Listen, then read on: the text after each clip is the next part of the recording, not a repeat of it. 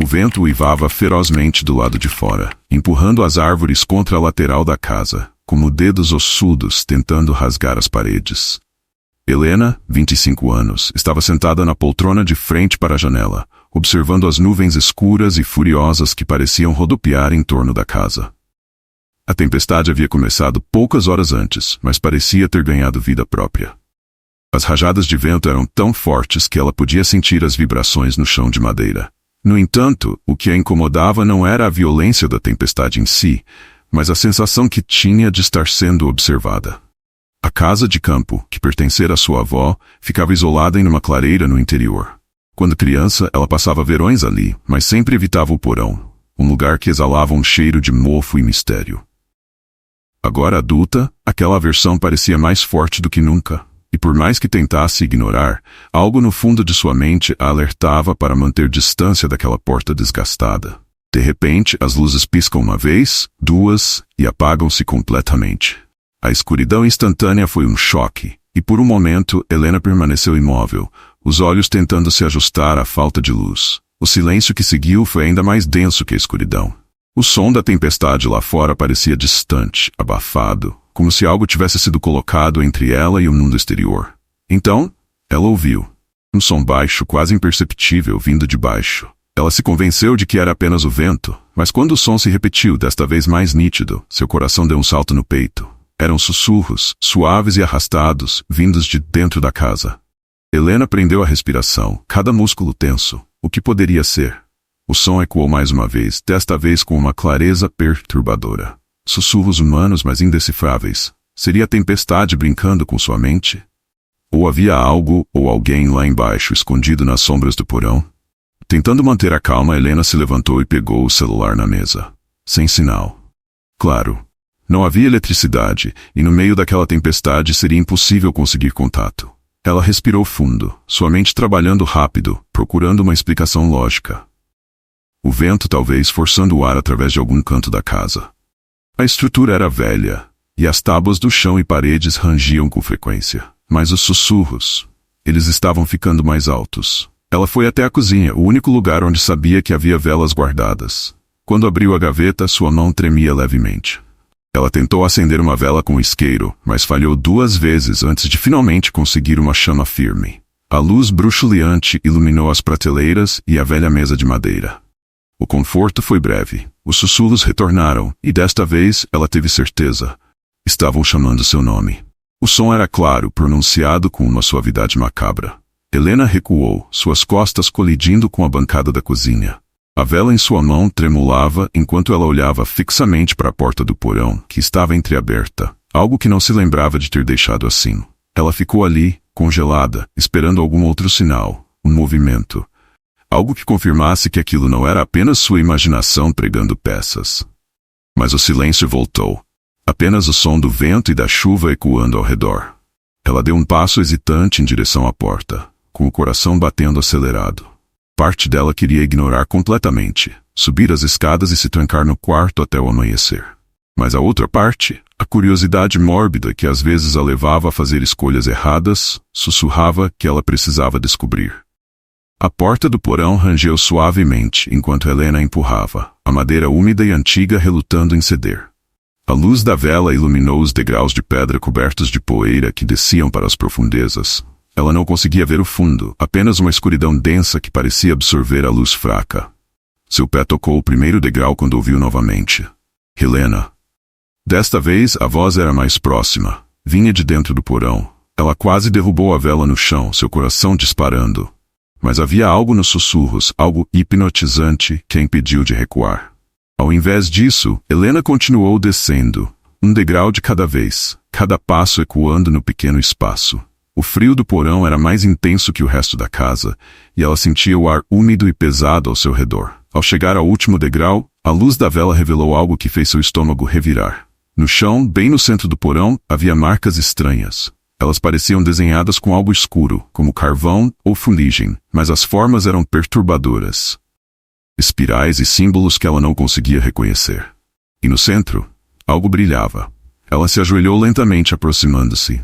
Era uma pequena chave, antiga e desgastada, com detalhes intricados. Antes que pudesse se perguntar o que aquilo significava, os sussurros recomeçaram, agora iam crescendo, ecoando em sua mente. As paredes do porão pareciam vibrar com a força das vozes. Elas queriam que ela usasse a chave. Mas para quê? A única outra porta no porão era a porta antiga que levava à câmara de armazenamento, que sua avó havia dito para ela nunca abrir. A casa estava em silêncio. Para Marcos, de 17 anos, isso era algo incomum. Crescera em um lar onde o barulho era constante, seus pais falando alto, a televisão sempre ligada, o som da máquina de lavar. Mas agora, sozinho pela primeira vez, a quietude parecia opressiva. Seus pais haviam viajado para visitar parentes, deixando o responsável pela casa. Era só por uma noite, mas a sensação de solidão começou a incomodá-lo conforme a noite avançava. Ele estava sentado no sofá da sala, os olhos grudados na tela da televisão. Assistir algo, qualquer coisa, o mantinha distraído, ou pelo menos era o que pensava. Só que o que o incomodava não era a solidão em si, mas o fato de estar sozinho naquela casa. Mais especificamente, o fato de estar sozinho com o porão logo abaixo dele. Desde pequeno, evitava aquele lugar. Nunca contou a ninguém, nem para si mesmo, mas sempre soubera que havia algo de errado com aquele porão. A forma como o chão de madeira parecia ranger mais forte quando se estava perto da porta, o ar que ficava mais frio à medida que se aproximava. Ele sempre fez questão de não pensar muito a respeito, como se ignorar pudesse manter qualquer coisa escondida ali em seu lugar. Mas naquela noite, enquanto tentava se focar na TV, algo mudou. Um som baixo, distante, interrompeu seus pensamentos. Ele imediatamente desligou a televisão, a tela mergulhando a sala na escuridão. Permaneceu quieto, esperando que o som fosse apenas sua imaginação. Então, veio novamente. Uma voz. Ela parecia distante, abafada, como se estivesse vindo de algum lugar abaixo dele. Do porão. Marcos gelou. Os pelos de sua nuca se arrepiaram. Não pode ser. Ninguém mais estava ali. Mesmo assim, a voz persistia. Ele se levantou do sofá, os pés descalços sobre o chão frio. Caminhou lentamente até a porta do porão, tentando convencer a si mesmo de que havia alguma explicação lógica. Talvez fosse o encanamento, ou algum vizinho. Mas não, a casa estava isolada, e a voz era clara demais. Encostou o ouvido na porta e esperou. Marcos. O som o atingiu como um soco. Seu nome, chamado lá de baixo. Ele recuou, tropeçando para trás, o coração batendo violentamente contra o peito. A porta rangeu levemente, como se algo estivesse tentando se mover do outro lado. Ele deu um passo para trás, a respiração acelerada. Era impossível. As vozes não podiam ser reais. Mas eram, elas continuavam. Mais baixas, agora não apenas chamando seu nome, mas sussurrando algo mais. Palavras que ele não conseguia entender. Mas com o tempo, as palavras se tornaram mais claras, mais nítidas. E finalmente, ele ouviu algo que fez seu estômago revirar. Segredos. Segredos que ninguém deveria saber. Marcos tentou ignorar o porão. Voltou para a sala, ligou a televisão novamente, subiu o volume o máximo que podia suportar. Mas mesmo assim, as vozes continuavam lá. Agora, ele podia ouvi-las em intervalos regulares. Parecia que alguém estava tentando falar com ele, uma entidade ou pessoa, repetindo o mesmo ciclo de palavras, chamando seu nome e revelando coisas que apenas ele e sua família poderiam conhecer. As palavras seu pai soaram tão nítidas que ele desligou a TV de uma vez. Sentado na poltrona, com o coração disparado, lutava contra o impulso de descer e investigar. O que quer que fosse, ele precisava saber. Finalmente, não conseguindo mais resistir à tensão, Marcos foi até a cozinha e pegou uma lanterna. O corredor que levava ao porão parecia mais escuro do que o normal, como se a própria casa quisesse impedir que ele avançasse. Ele tocou a maçaneta, a mão trêmula, e sentiu o metal frio e úmido. A porta rangeu mais uma vez, como se esperasse por aquele momento. Quando desceu os primeiros degraus, o ar ficou mais denso. O cheiro de poeira e umidade era opressor. A luz da lanterna tremulava, lançando sombras por todos os cantos do porão. Mas era suficiente para ver o chão de concreto irregular, os objetos antigos empilhados nas prateleiras e, no canto, um velho gravador. O gravador estava fora do lugar. Ele se lembrava vagamente de vê-lo em uma das prateleiras altas, mas agora estava sobre uma mesa, à vista. Como se esperasse por ele.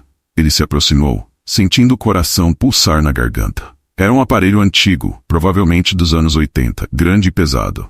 Ao lado dele, algumas fitas empoeiradas estavam empilhadas de maneira organizada, como se recentemente alguém tivesse mexido nelas. Marcos sentiu o sangue gelar quando viu seu nome escrito na lateral de uma das fitas, com a caligrafia que ele reconhecia imediatamente.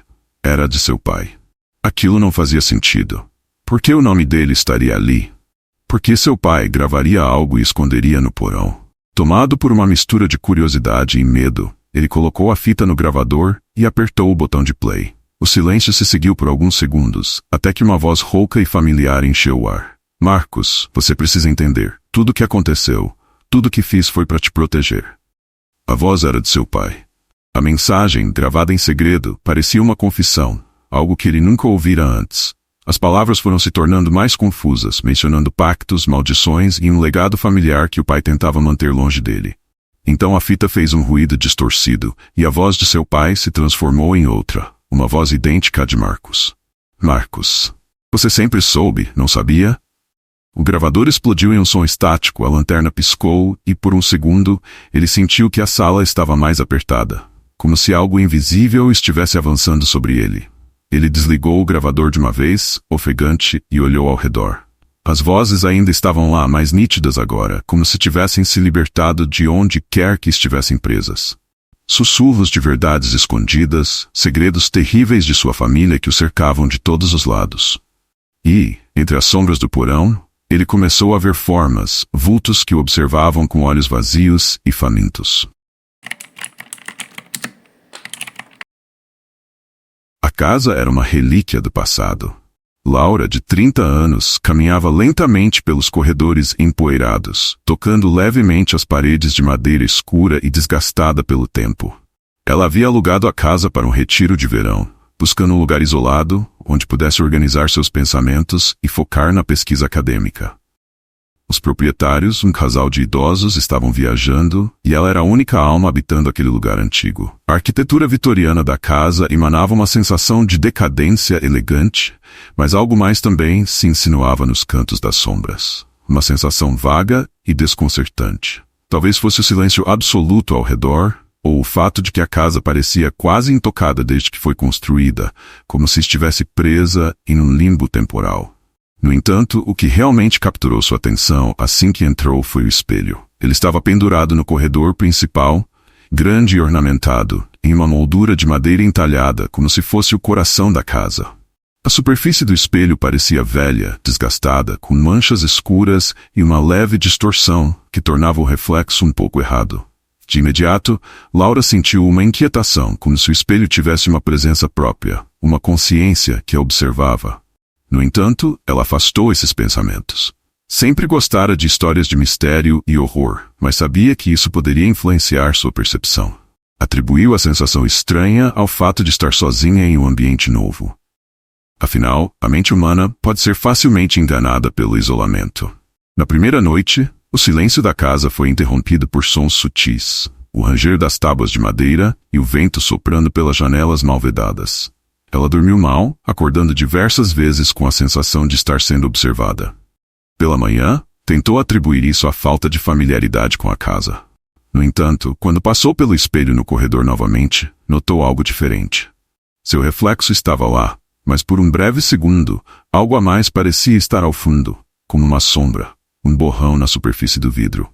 Ela parou e encarou o espelho por mais tempo, inclinando a cabeça de um lado para o outro, tentando recriar a estranha imagem, mas não conseguiu. A sensação de desconforto se intensificou, mas ela optou por ignorar. Conforme o dia passava, ela se ocupou com suas leituras e anotações, mas sua mente continuava voltando ao espelho. Havia algo errado com ele, algo que não conseguia definir. A ideia de que seu reflexo não era exatamente igual, que os detalhes de sua imagem pareciam ligeiramente deslocados, começou a crescer em sua mente. Naquela noite, Laura teve um sonho vívido. Ela estava em pé diante do espelho, mas o reflexo que via não era o seu. Era uma mulher. A pele da mulher estava pálida, quase translúcida, com olhos fundos e vazios. O rosto dela estava deformado de maneira sutil, como se tivesse sido distorcido pelo próprio espelho. No sonho, Laura se aproximava da mulher, mas quando tentou tocar o vidro, a mulher do outro lado moveu-se lentamente como se estivesse viva e consciente. Laura acordou sobressaltada, o coração disparado. O sonho parecia incrivelmente real. Seu corpo estava tenso, e a sensação de estar sendo observada estava mais forte do que nunca. Ela não conseguiu mais dormir naquela noite. Então ficou na cama, olhando para o teto, tentando racionalizar o que tinha visto. Nos dias seguintes, os eventos estranhos se tornaram cada vez mais intensos. Sempre que passava pelo espelho, Laura tinha a impressão de que algo estava diferente. Às vezes via o reflexo da sala ao fundo, mas os objetos não pareciam estar no mesmo lugar. Outras vezes via aquele vulto distorcido ao longe. Mas o que a aterrorizava mais era quando ela via a mulher. Ela estava sempre lá, à espreita no fundo do espelho, como uma sombra persistente em uma superfície de água. Aos poucos a mulher começou a parecer mais nítida. Laura agora podia ver claramente seu rosto distorcido, os olhos profundos e vazios, a pele que parecia derreter em certos pontos, como se estivesse em um estado de lenta decomposição. O que a deixava mais perturbada, no entanto, era o fato de que a mulher a observava diretamente, os olhos sem vida fixos nela. Certa noite, quando o vento soprava com força do lado de fora e a eletricidade piscava, Laura finalmente decidiu confrontar o espelho. Armou-se de coragem, acendeu todas as luzes ao redor e ficou parada diante dele, esperando algo acontecer. Seus músculos estavam tensos e o som de sua própria respiração era o único ruído na casa. Então, lentamente, a mulher apareceu no reflexo. Mas desta vez, ela não estava distante. Ela estava diretamente atrás de Laura, tão perto que Laura podia sentir um arrepio percorrer sua espinha. A mulher levantou uma mão, mas ao invés de tocar o vidro, sua mão deformada atravessou a superfície como se fosse feita de água.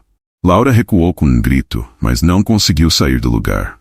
Suas pernas pareciam paralisadas, e ela sentia uma força invisível a mantendo ali, presa diante do espelho. O terror tomou conta dela, e então, num movimento rápido, ela se jogou para longe do espelho, derrubando um vaso no processo. Quando recuperou o fôlego, a mulher havia desaparecido e o espelho estava normal novamente. Tremendo, Laura tentou recuperar o controle de si mesma, mas sabia que algo sinistro estava acontecendo. Naquela noite, Laura foi invadida por uma sensação de pavor. Não apenas por causa da mulher no espelho, mas porque percebeu que o espelho não era apenas um reflexo distorcido de sua realidade. Era um portal, uma passagem para algo além de sua compreensão. A mulher que ela via estava presa em outra dimensão. Ou pior, talvez fosse um reflexo do que ela mesma se tornaria. Nos dias seguintes, as visões se tornaram mais frequentes, e ela começou a ouvir sussurros vindos do espelho. Às vezes, quando a luz caía de maneira estranha sobre o vidro, podia ver o outro lado com mais clareza. Criaturas indistintas moviam-se nas sombras, observando-a com um interesse faminto. Finalmente, numa noite de tempestade, Laura soube que a mulher queria mais do que apenas ser vista. Ela queria que Laura seguisse para o outro lado. Fernanda estava cansada. Após um longo dia de trabalho e mais uma noite cheia de deveres de mãe solteira, tudo o que ela queria era um pouco de paz e silêncio. Sua filha Luísa, de 5 anos, já estava na cama, dormindo profundamente, e a casa finalmente parecia envolta em uma tranquilidade que Fernanda quase nunca conseguia aproveitar. A única luz vinha da lâmpada na cozinha, lançando um brilho suave pelas paredes. Ela suspirou, fechando o livro que tentava ler, e olhou ao redor. Era uma noite qualquer, sem nada de especial, mas algo parecia diferente. O barulho veio suave, quase inaudível no início. Um rangido longo, metálico, vindo da porta da frente. Fernanda franziu o senho. Ela tinha certeza de que havia trancado a porta quando colocou Luísa para dormir.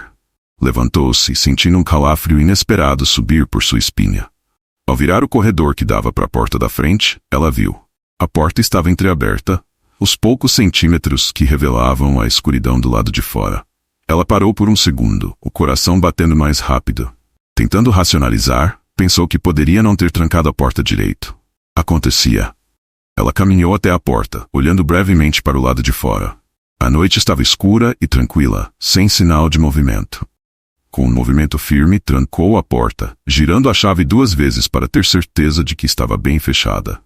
Suspirou e voltou para a sala, dando de ombros. Talvez fosse apenas cansaço acumulado. Sentou-se novamente no sofá, mas antes que pudesse pegar o controle remoto da TV, ouviu de novo. O mesmo som suave, o mesmo rangido agudo.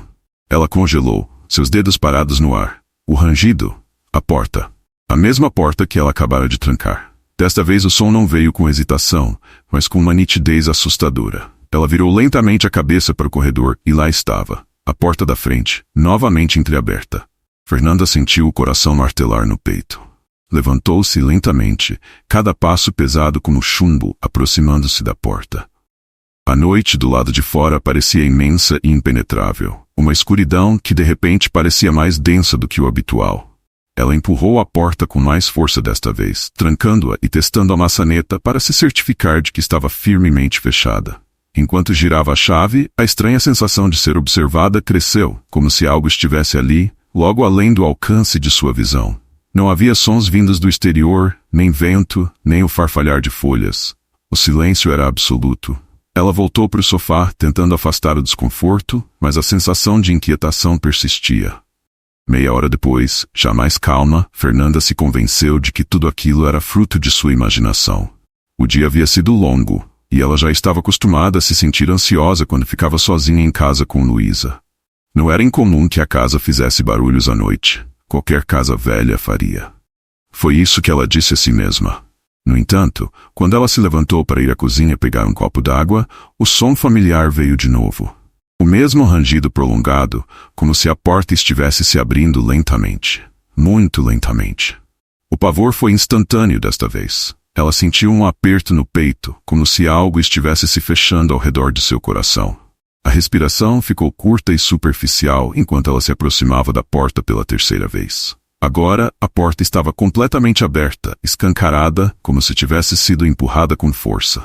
Ela olhou para o vazio além da soleira. O jardim em frente à casa estava mergulhado na escuridão, e a rua parecia deserta. Uma névoa fina começava a se formar, cobrindo tudo com um manto branco e sinistro.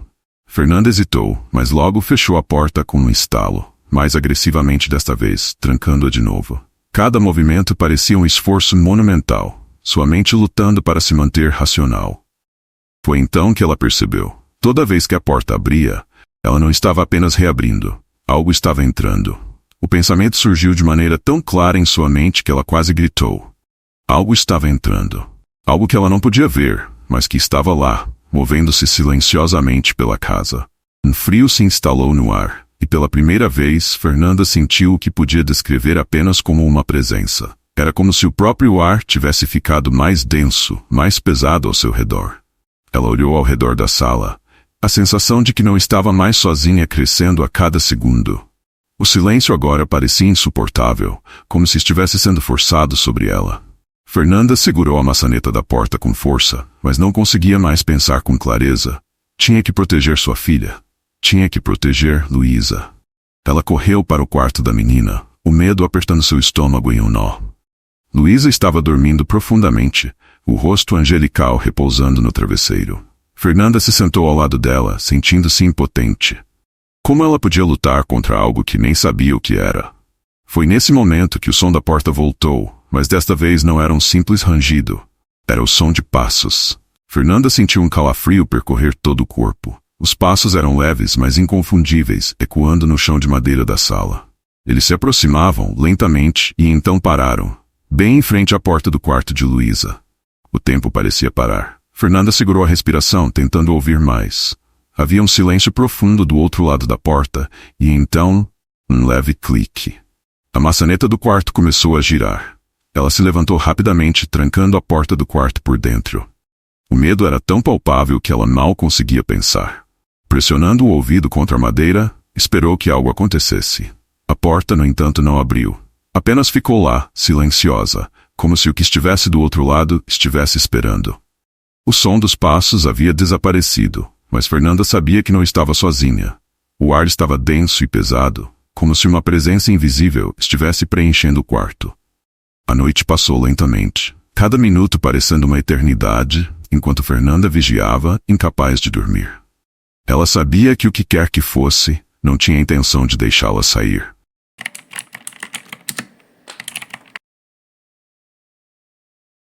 Desde a morte de Amélia, o silêncio na casa parecia não mais ser um simples vazio, mas um personagem por si só, uma presença constante e opressora que seguia Gabriel onde quer que fosse. Não era apenas o eco dos passos ausentes de sua esposa ou o som abafado da sua respiração solitária. Havia algo mais. Algo que sussurrava nas sombras, que pairava nas esquinas da grande casa de família, preenchendo os espaços com um frio quase tangível. Gabriel, deitado na cama, encarava o teto, o som do vento contra as janelas amplificado pela quietude da noite. A casa estava mergulhada em uma escuridão sufocante, e ainda assim ele sabia que não estava sozinho. Foi então que ele ouviu pela primeira vez. O som era suave, quase imperceptível, como se alguém estivesse deslizando os pés descalços pelo assoalho de madeira do quarto ao lado. Gabriel fechou os olhos por um momento, lutando para afastar a sensação de que algo estava terrivelmente errado. Aquele quarto, o quarto de hóspedes, era onde Amélia passara seus últimos dias. Desde o momento em que ela partiu, ele mantinha aquela porta fechada. Mas agora, o som dos passos continuava, arrastando-se como um lembrete macabro da ausência que ele tanto temia enfrentar. Havia algo no ritmo dos passos, algo familiar. Gabriel sentiu um frio subir por sua espinha. Cada passo era cuidadoso, metódico, como os movimentos delicados de alguém que não queria ser notado. No entanto, o mais aterrorizante não era o som em si, mas a certeza de que não havia ninguém no quarto. Ele se sentou lentamente, a cama rangendo sob o peso de seu corpo tenso. O coração batia acelerado, e seus pensamentos rodopiavam em espirais que flertavam com a loucura. Levantou-se, os pés tocando o chão frio, e seus olhos se voltaram para a porta que levava ao corredor. A escuridão parecia viva, pulsando com uma energia que ele não conseguia compreender. Ele hesitou, lembrando-se de todas as vezes em que dissera a si mesmo que nunca mais entraria naquele quarto. Mas o som dos passos continuava. Caminhou em direção à porta, as mãos trêmulas. Abriu-a com um movimento lento, e o rangido das dobradiças ecoou pela casa vazia. O corredor estava mergulhado na escuridão, iluminado apenas por um fraco feixe de luz que vinha da janela ao fundo. Ao longe, a porta do quarto de hóspedes permanecia fechada, mas os passos ainda ecoavam de lá dentro. Gabriel respirou fundo, aproximando-se. Cada passo seu parecia amplificar a tensão que envolvia o ar ao seu redor. Quando chegou à porta do quarto, a mão hesitou na maçaneta. O metal estava frio como gelo. O som dos passos cessou de repente, deixando um silêncio opressor. Ele abriu a porta. O quarto estava vazio, como sempre estivera. O leito onde Amélia passara seus últimos dias estava ali, intocado. A poltrona ao lado da janela permanecia em seu lugar, com o tecido já começando a desbotar. O livro que ela nunca terminara ainda descansava sobre a mesa ao lado. E, no entanto, Gabriel sentiu a presença tão forte, tão avassaladora, como se sua esposa estivesse ali, observando-o. Dias passaram, e as noites tornaram-se insuportáveis. Gabriel tentava se concentrar em seu trabalho, escrevendo à luz fraca da vela em sua escrivaninha. Mas sempre que o silêncio se instalava, os passos voltavam. Não importava quantas vezes ele investigasse o quarto. Sempre o encontrava vazio, e ainda assim a sensação de ser observado nunca o abandonava. A presença tornou-se mais insistente. Gabriel passou a ver sombras pelo canto do olho.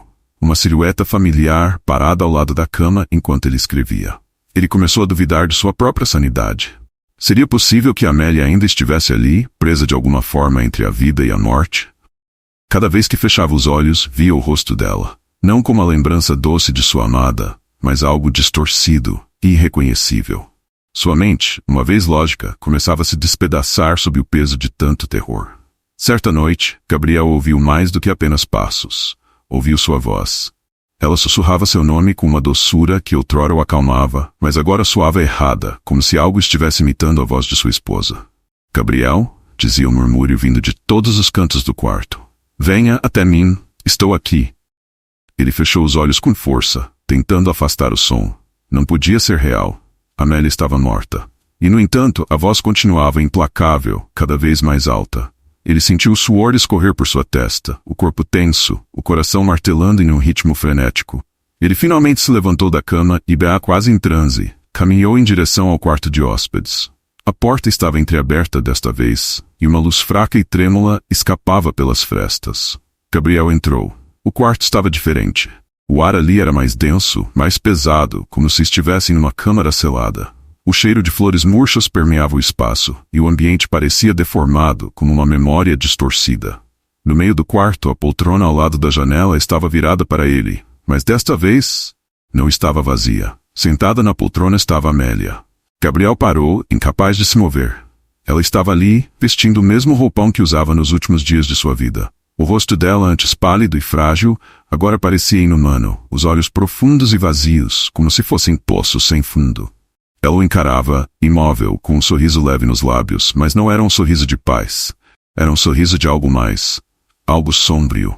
Ele queria gritar, mas sua voz estava presa na garganta. A presença dela era tão esmagadora que ele mal conseguia respirar. Amélia levantou-se lentamente da poltrona, os olhos fixos nos dele, e deu um passo em sua direção. Você veio? Ela murmurou, a voz ecoando pelo quarto de maneira sobrenatural. Eu sabia que você viria. Ela estendeu a mão para ele, mas Gabriel deu um passo para trás, o terror finalmente quebrando o transe. Seu corpo tremia descontroladamente e ele virou-se para correr. Mas assim que tentou fugir, a porta se fechou sozinha com um estrondo, trancando-o dentro do quarto. Ele estava preso. Amélia, ou o que restava dela, avançava lentamente. Gabriel sentiu o chão sumir debaixo de seus pés. A realidade parecia se despedaçar ao seu redor, e a única coisa que restava era a figura de sua esposa, aproximando-se com uma promessa terrível nos olhos.